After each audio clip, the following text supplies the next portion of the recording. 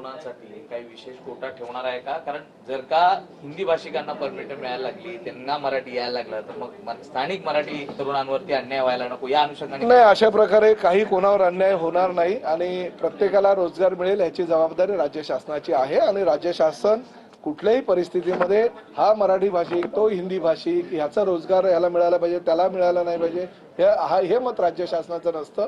ज्याला रोजगाराची गरज आहे त्याला राज्य शासन पुढाकार घेऊन रोजगार मिळवून देण्याचा प्रयत्न करते.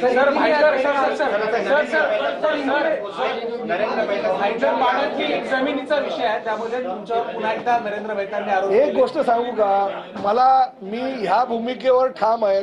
आता हा मुद्दा नरेंद्र मेहतानेच घेतलाय ना आणि त्यांनीच पत्र दिलं. त्याच पत्राच्या आधारे हे सगळे आमचं म्हणजे जे मीरा भाईंदरला रिक्षा परमिट तपासणीची जी मोहीम आहे त्यांच्याच पत्रानुसार चालू केले. त्यांनी दिलं पत्र आणि त्यानुसार ती मोहीम चालू केली. त्यामुळे कुठला तरी मुद्दा डायव्हर्ट करण्यासाठी जर कोणी काही करत असेल ना, मी अशा लोकांना भीक घालत नाही आणि मी स्पष्टपणे सांगतो, बऱ्याच लोकांना असं वाटत होतं हे पुढे जाणार, हे मागे फिरणार, हे आता काय मराठीचा मुद्दा सोडून देणार. प्रताप सरनाईक ठाम आहे या भूमिकेवर.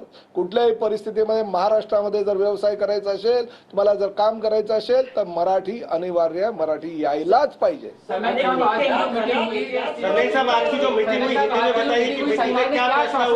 सबसे पहले सभी रिक्शा टैक्सी यूनियन के हमारे जो नेते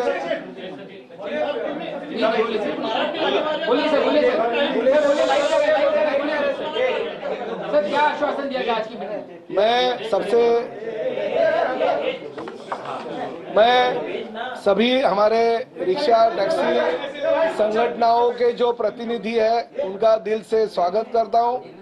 हमने जो राज्य शासन के माध्यम से निर्णय लिया कि रिक्शा चलाने वाले, टैक्सी चलाने वाले जो भी लोग हैं, जो भी ड्राइवर है, उनको मराठी आना चाहिए और उस माध्यम से हम कोशिश कर रहे थे। कुछ हमने ड्राइव लिया और ड्राइव में मालूम भी पड़ा कि कितने लोगों को मराठी आता है, कितने लोगों को नहीं आता है। और आज भी जो नेता इस बैठक में थे वो विरोध कर रहे थे और विरोध करते करते कुछ नेताओं ने कहा था हम स्ट्राइक करेंगे, कुछ नेताओं ने कहा था कि हम इसका विरोध करेंगे, रास्ते पे उतरेंगे। मगर आज के बैठक में यह निर्णय लिया गया है और उन्होंने भी ये कहा कि हमें कुछ भी स्ट्राइक नहीं करेंगे, हम कुछ भी आगे नहीं जाएंगे। हमारा यही कहना है कि थोड़ा सा मोहलत हमको चाहिए।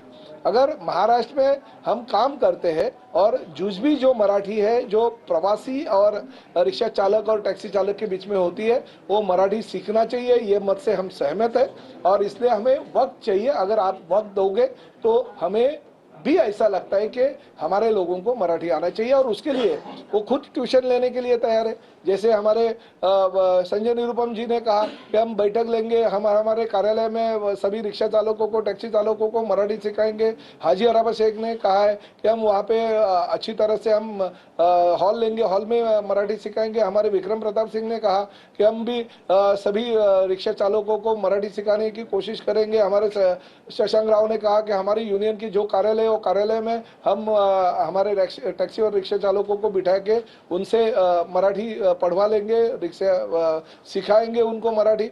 और खासकर हमारा जो कोकण मराठी साहित्य परिषद है, उन्होंने उनकी 72 शाखाओं में मराठी जो है वो सिखाने की जो उनकी कामना है वो हम पूरी करेंगे।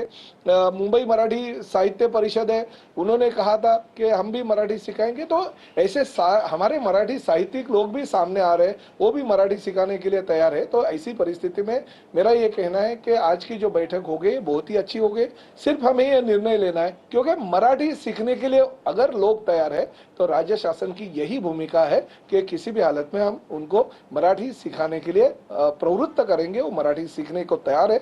अगर उन्होंने टाइमिंग मांगा है, किसी ने 3 महीने का मांगा है, किसी ने 6 महीने का मांगा है, किसी ने 1 साल का मांगा है, हम टाइमिंग देने के लिए पहले भी तैयार थे और आज भी तैयार है। मगर कोई अगर ये कहेगा कि नहीं हम सीखेंगे नहीं, मगर हम धंधा भी करेंगे, व्यवसाय भी करेंगे महाराष्ट्र में, मगर मराठी हम तैयार ही नहीं होंगे सीखने के लिए, तो ये नहीं चलेगा। महाराष्ट्र में अगर आपको व्यवसाय करना होगा, महाराष्ट्र में अगर आपको काम करना है, महाराष्ट्र में अगर प्रवासी गाड़ियां जो आपको चलानी है, तो हमको मराठी आना चाहिए, या हमारी भूमिका है, ये भूमिका से ये सहमत थे, इसलिए मैं उनका आभार व्यक्त करता हूँ। अवनी के बारे में फैसला दिया जाएगा, उनने कितना अभी अभी अभी ऐसा है कि मीरा भाईंदर का रिपोर्ट आया, क्योंकि पहली तो मांग मीरा भाईंदर से हुई थी, मीरा भाईंदर के स्थानीय लोक प्रतिनिधि ने कंप्लीट की थी, इसकी वजह से हमें ये जो निर्णय है वो निर्णय लेना पड़ा। कल आरटीओ के सभी हमारे 59 जो आरटीओ है सभी जगह से हमने रिपोर्ट मंगाए, सबके रिपोर्ट आने के बाद हम निर्णय लेंगे। मगर शासन सकारात्मक है, शासन ने ऐसा कहीं नहीं कहा कि नहीं जबरदस्ती आपको आज के आज ये निर्णय लेना पड़ेगा। आज